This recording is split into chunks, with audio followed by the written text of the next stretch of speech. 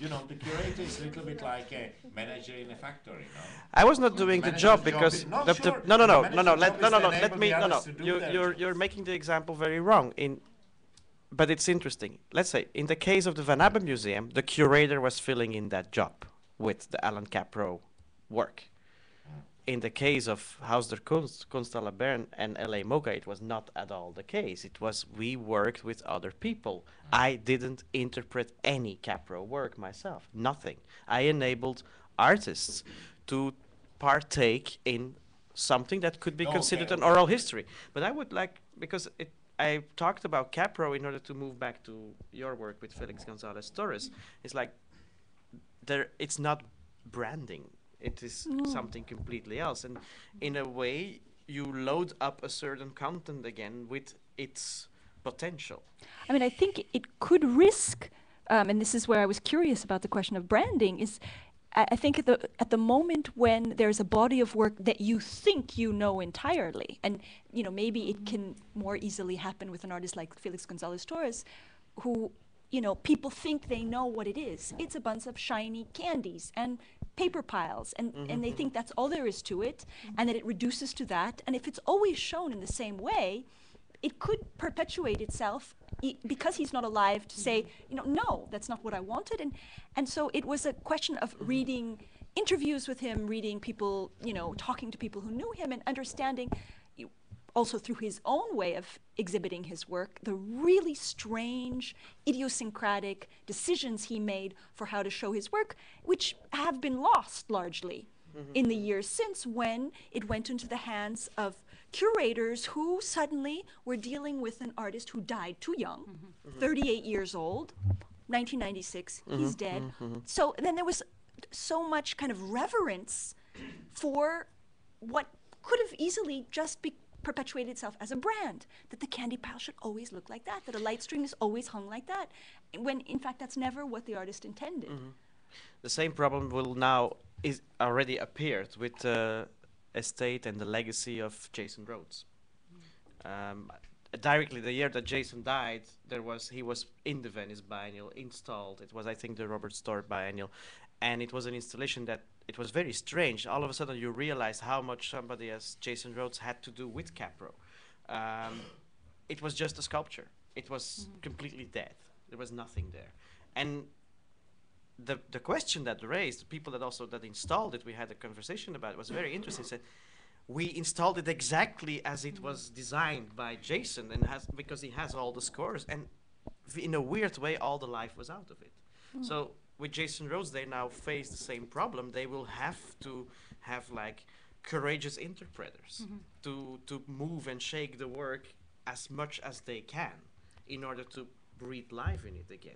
But at the same time, you cannot denature the work, and it's kind of it is a problem that.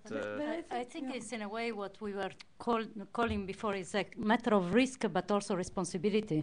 So, and that's what Elena was talking about. So, taking responsibility for rephrasing something, but that's what it makes it also alive as a piece. But on the other hand, I think there is another parts that I'm really interested, that is the idea of the sharing. So in a way, not this position as curator and artist, and sometimes can happen especially in biennials, that as an artist you are invited, but then you are left alone, as we were saying. So you are just doing your work within an umbrella that is quite huge. But there is another way of working, which is sharing, and this sharing the project makes the art alive, makes the exhibition be also perceived in a different way. So that's, I think, is a different way of working. I think can I say something? Maybe I'm very sorry, but because I think we can go on for a couple of hours, at least amongst the 5-6 of us. If there is a very urgent question from the audience, and even not a very urgent one, but if there is one pressing now, I would like to accept these 1 or 2 questions before we.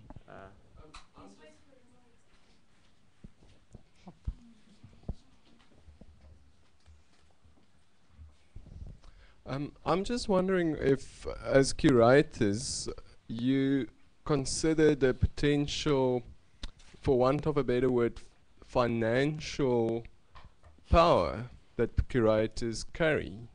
And I can make a analogy. It's a bit like, it's a silly analogy, but it's maybe a good one. I think of, it's almost like the football players trying to get into the Premier League. And I've seen that happening at exhibitions, for instance, at the Dakar Biennale, at Panaf in Algeria, where when the curators move in, there's a flurry going through the exhibition space. Because there's the realization for a lot of those artists that if they get picked up by curators, it can fundamentally change the entire life. A lot of them move from where they normally would live. A lot of them move from parts of Africa to come and work in Europe.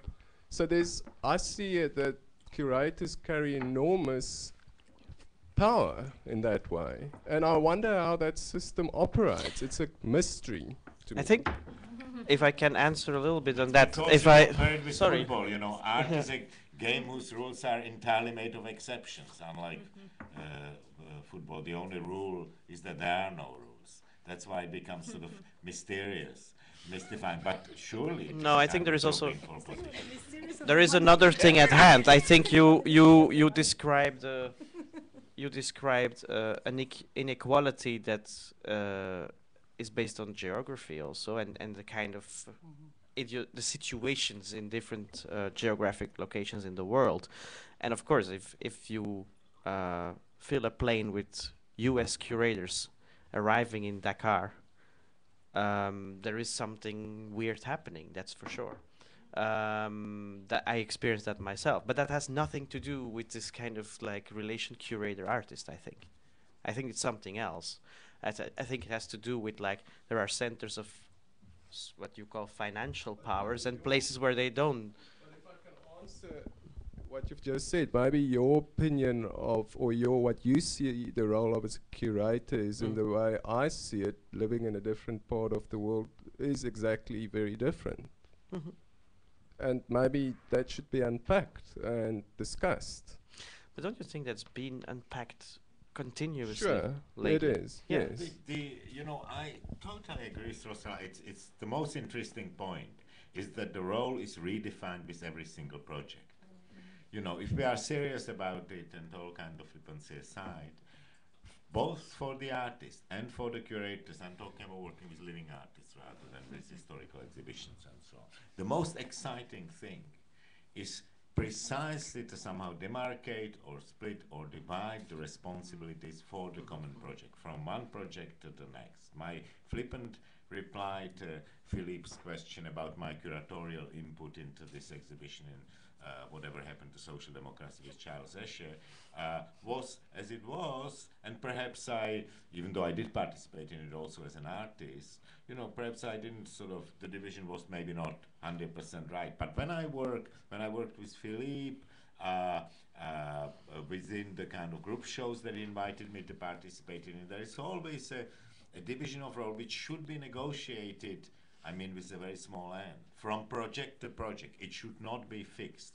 We should never say, and this is really the way ahead, and this is a positive tone, we should never say curating is this, and your job as an artist is that, or the other way around. I'm the artist, so, you wait till I'm done. Nothing like that. For every single time, the job sharing, the division of responsibilities, has to be negotiated over and over again with respect to the particular project. I think we should, on this idea of sharing that pops up left and right again, I think we should close the debate, at least from our side. I'm sure we are all still around to continue discussing with a very nice drink. Thanks a lot.